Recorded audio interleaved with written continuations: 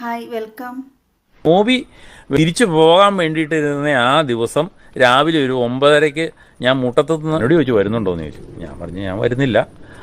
എന്നാൽ ഞങ്ങൾ 2-3 പേരുണ്ട്, നോബി ഇന്ന് രാത്രി പോവുക, ഞങ്ങളൊന്ന് കൂടിയിട്ട് വരാൻ കേട്ടോ. ആയിക്കോട്ടെ എന്ന് പറഞ്ഞു.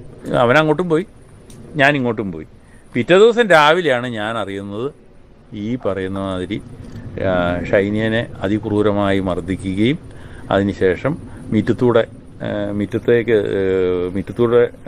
തള്ളിയിട്ടെന്നോ മുറ്റത്തൂടെ വലിച്ചെന്നോ ഒക്കെ പറയുന്നു. അതിനുശേഷം രാത്രിയിൽ അനിയൻ്റെ വീട്ടിലേക്ക് കൊണ്ടുപോയി. അതിനുശേഷം ഷൈനിയുടെ വീട്ടിലേക്ക് വിളിച്ചു പറഞ്ഞു കുര്യാക്കോസ് ചേട്ടൻ ഇവിടെ വന്നു ഷൈനിയനെ കൂട്ടുകയും.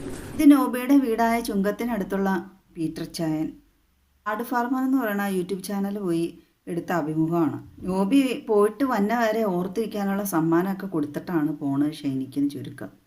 ഈ ചേട്ടൻ്റെ ഈ അഭിമുഖത്തിലൂടെ നോബിക്കെതിരെ ഗാർഹിക പീഡനത്തിനും കൂടെ കേസെടുക്കാനുള്ള തെളിവല്ലേ?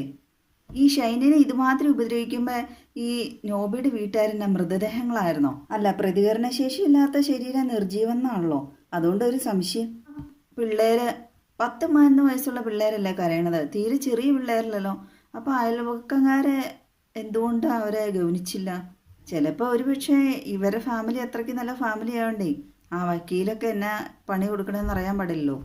അതുകൊണ്ട് അയൽക്കാരൊന്നും മനഃപൂർവ്വം തിരിഞ്ഞു നോക്കാത്തായിരിക്കും. ഈ നോബി ഉപദ്രവിക്കുമ്പോൾ ഷൈനി കരയില്ല എന്ന് പറഞ്ഞാൽ അത്രയ്ക്ക് അഭിമാനിയായ ഒരു സ്ത്രീയായിരുന്നു അവരാ ഭർത്താവിന് വേണ്ടി അതുപോലെ നിലകൊണ്ട ഒരു സ്ത്രീയായിരുന്നു. പക്ഷേ ഈ പിള്ളേർ അതുപോലെ കരയണതുകൊണ്ടായിരിക്കും നോബിയുടെ അവസാനത്തെ ഫോൺ സന്ദേശത്തിൽ നീ നിൻ്റെ മക്കളെ വെച്ചുകൊണ്ട് അവിടെ ഇരുന്നോടി, നീ എന്നെ ദ്രോഹിക്കാണ്ട് നീ നിൻ്റെ മക്കളും പോയി ചാകടി, നീ മക്കളും ചത്താലേ ഞാൻ ഈ നാട്ടിലേക്ക് വരൂ.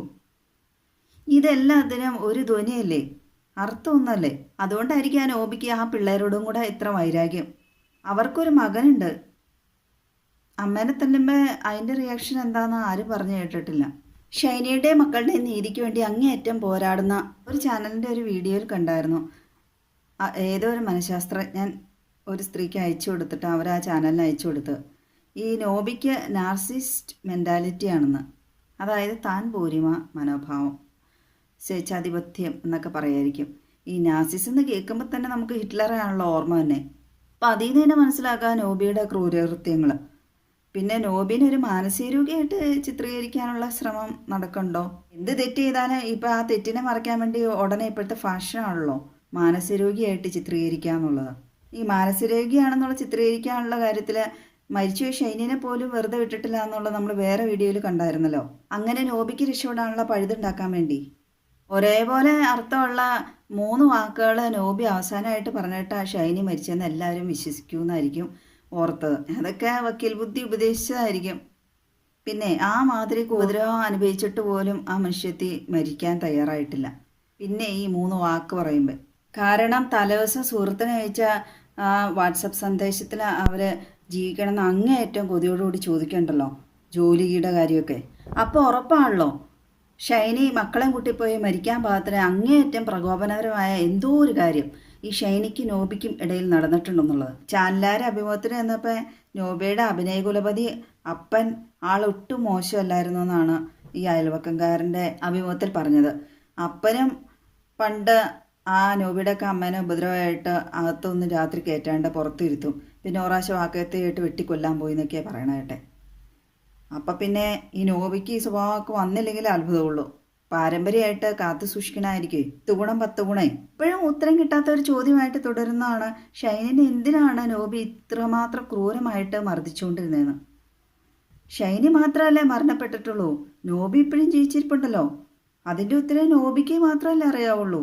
നോബീനെ വിശദമായിട്ട് ചോദ്യം ചെയ്തിട്ടുണ്ടെങ്കിൽ അതിൻ്റെ ഉത്തരം കിട്ടൂലേ? നോബിക്ക് മാത്രമായിരിക്കില്ല, നോബിയുടെ വീട്ടുകാർക്കും അറിയാമെന്നായിരിക്കുമല്ലോ.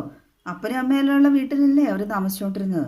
ആ മാതിരി ഷൈനീനെ അവരുടെ മകൻ എടുത്തിട്ട് മെതിക്കുമ്പോൾ അത് കണ്ടുകൊണ്ടിരുന്നെങ്കിൽ അവരെല്ലാം സാഡിസ്റ്റുകളാണെന്നല്ലേ പറയാൻ പറ്റുള്ളൂ. കെട്ടിക്കൊണ്ട് വന്ന പെണ്ണിൻ്റെ പേരിൽ കുടുംബശ്രീ ലോൺ, വണ്ടിയുടെ പൈസ, ഇല്ലാത്ത പൈസകളെല്ലാം കെട്ടി വെച്ചിട്ട് ആ പെണ്ണിനെ കൊണ്ട് ആ ലോൺ അടപ്പിച്ച് ആ പെണ്ണിൻ്റെ ചിലവിൽ ജീവിക്കുക എന്ന് പറഞ്ഞാൽ ഇവന്മാരെയൊക്കെ എന്നാ വിളിക്കേണ്ടത്, എന്നാ പറയേണ്ടത്?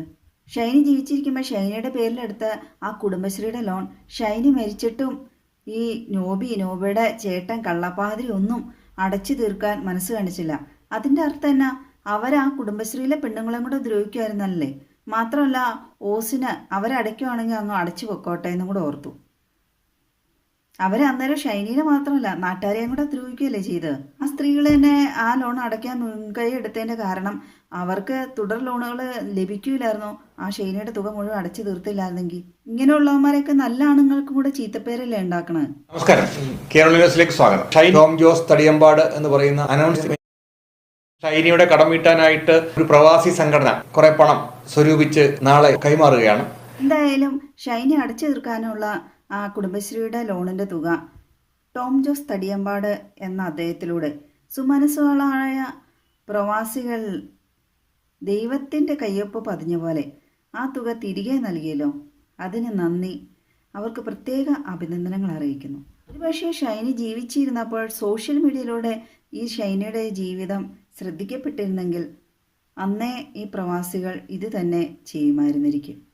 പ്രവാസികൾ മാത്രമല്ല കേട്ടോ, കേരളക്കര ഒന്നാകെ ഒന്നിക്കുമായിരുന്നിരിക്കാം. മാത്രമല്ല ഷൈനി മക്കളും ഇന്നും ജീവനോടെ ഉണ്ടാകുമായിരുന്നിരിക്കും.